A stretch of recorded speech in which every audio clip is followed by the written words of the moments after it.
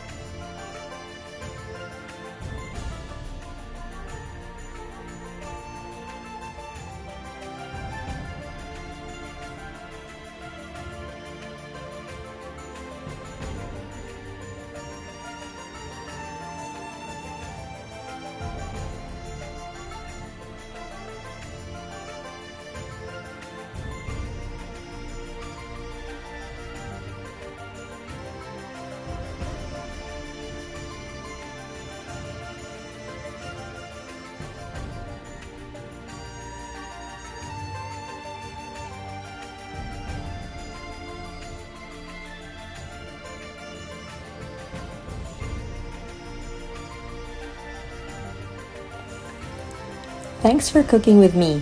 Hope you enjoyed this recipe. If you're new to my channel, Walk with Winchell, please like, share, and subscribe. Remember, please click the bell icon too so you can get new recipe updates. Happy cooking!